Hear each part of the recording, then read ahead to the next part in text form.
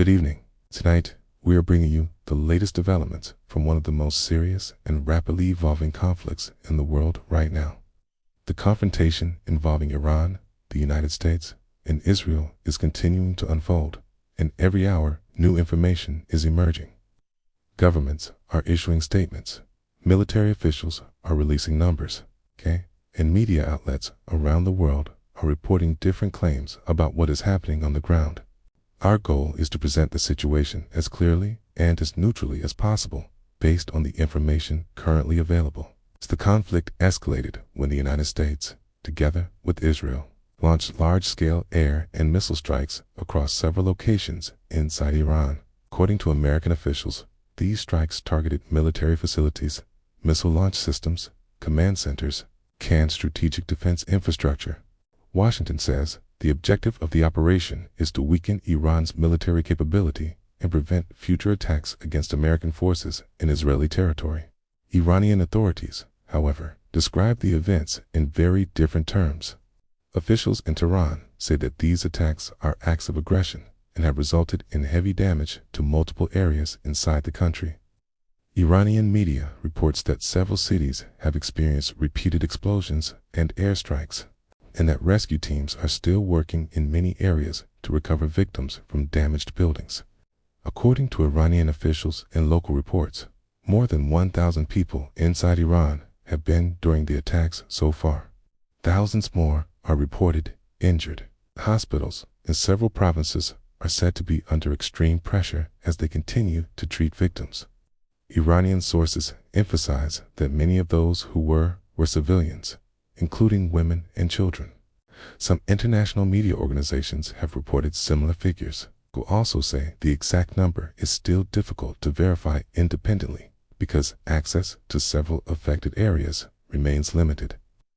Investigations into some incidents are still ongoing, including reports that residential areas and public buildings were damaged during the strikes.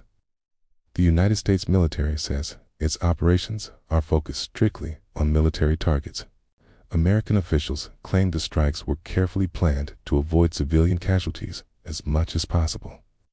However, they also acknowledge that in any large-scale conflict, there is always a risk that civilian areas may be affected. At the same time, Iran has launched retaliatory missile and drone attacks against targets, described as military facilities connected to the United States and Israel. Iranian officials say these responses are part of what they call legitimate self-defense. Now, when it comes to the losses suffered by the United States, the Pentagon has confirmed that several American soldiers have been killed during the conflict. According to official American statements, at least 6 U.S. service members have during operations connected to the war so far. American officials say these casualties occurred during missile attacks targeting U.S. facilities in the region.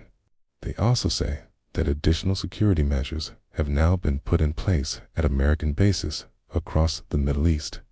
However, Iranian military sources claim that the real number of American losses is much higher. Iranian media reports that Iranian missile strikes have resulted in dozens of American troops being killed or injured, although these claims have not been confirmed by the United States. This difference between the official American numbers and the claims coming from Iran highlights one of the major challenges in understanding wartime information. In many conflicts, each side presents figures that support its own narrative, and independent verification can take time. President Donald Trump has addressed the situation in several statements. In his remarks, he said the United States remains in a strong military position, and that the objective of the campaign is to destroy what he described as dangerous Iranian military capabilities. Trump also said that the conflict may continue for several weeks if necessary.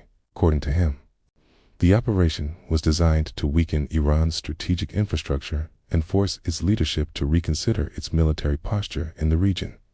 Meanwhile, Israeli officials say they have intercepted multiple Iranian missiles aimed at Israeli cities.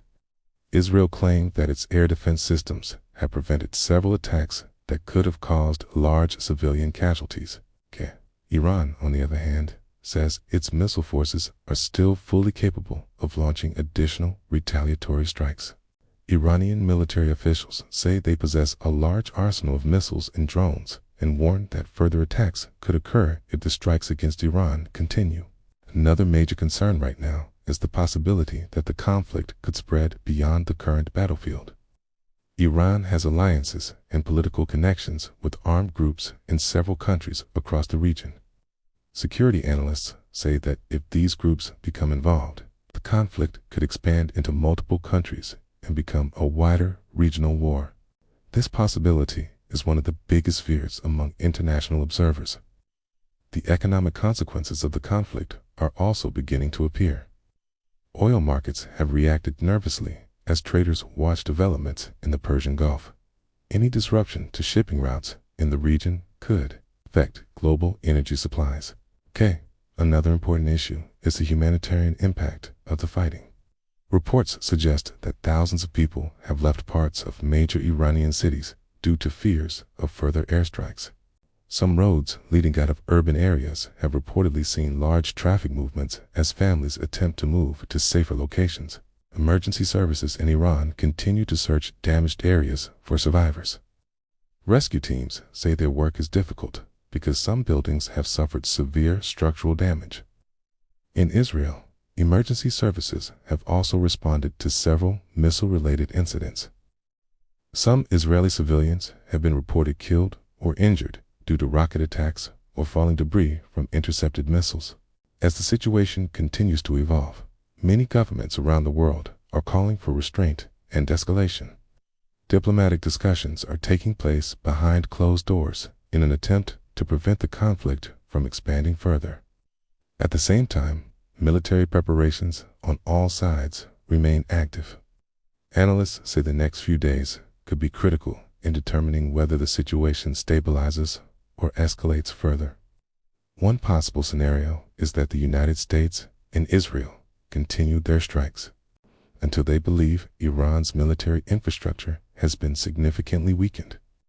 Another possibility is that Iran intensifies its retaliatory attacks, potentially targeting additional regional military installations.